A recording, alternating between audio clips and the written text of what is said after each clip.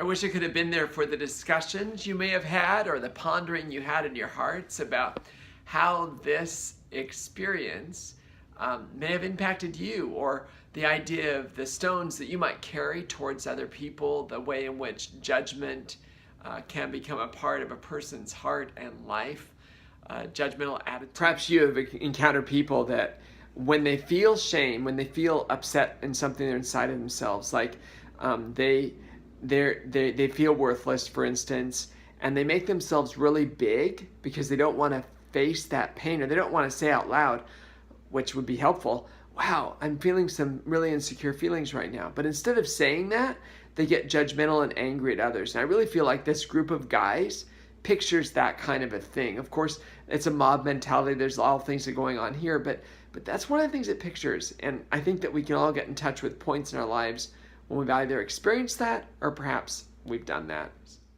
What Jesus did in this situation, we've already pointed to previously.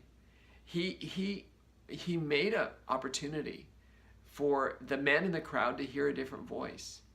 Had Jesus not first written in the sand, I do not believe they would have heard him with what he said. They would have just heard, go ahead and stone her. They would not have heard, let the one who is without sin be the first to cast a stone. Jesus allowed enough silence to be established in that crowd that the men could actually hear what he said. Otherwise, I don't think they would have.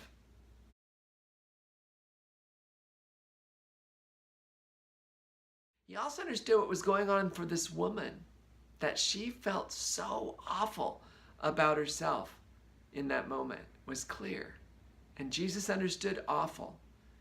He understood pain. One of the important elements here is, in order to get free from shame, really, and in order for the people here to get free of judgment, took compassion. I really like the writing and the work of Brene Brown, a social worker down at the University of Houston in Texas. And one of the things that she says about getting free of shame, first of all, is the courage to talk about it, like I mentioned last week, to show courage, the courage to speak the truth from one's heart, to say, hey, I'm scared about what you're saying. I don't understand what you're saying, or I feel behind here in this conversation, or I feel really self-conscious right now, or I'm feeling like a failure, or whatever the language is you need to use to describe what you're feeling. That's courage. What you want to receive back is compassion. The word itself, from the Latin root, means to suffer with. So it's not just warm, fuzzy feelings at all. It's to enter into somebody else's pain.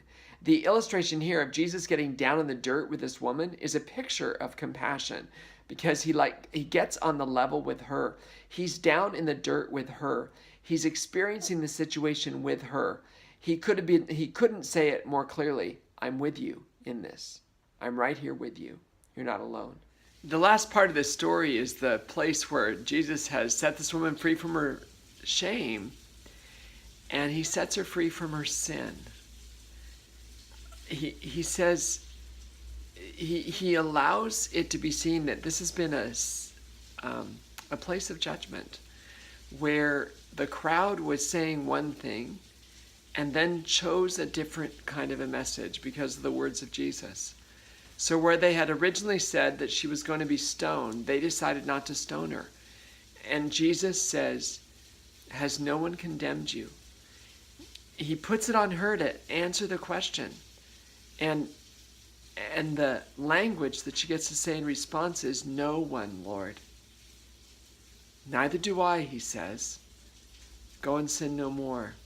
The power of this is so immense. You see, he has had her say to him that no one condemns her. And yet the person that's been the greatest, most condemning factor in her life has probably been herself. When he says, go and sin no more, it's not just an invitation not to act out in certain ways. It's an invitation to not destroy herself by her thinking. And he's saying, don't sin against you by either thought or deed. Remember, Jesus is the one that says sin really starts inside. So he's asking her to deal with the heart. And how do we deal with the heart? By letting Jesus have it. And this is such a great story for that. So as you walk away from shame in your life, first you have to recognize that it's there.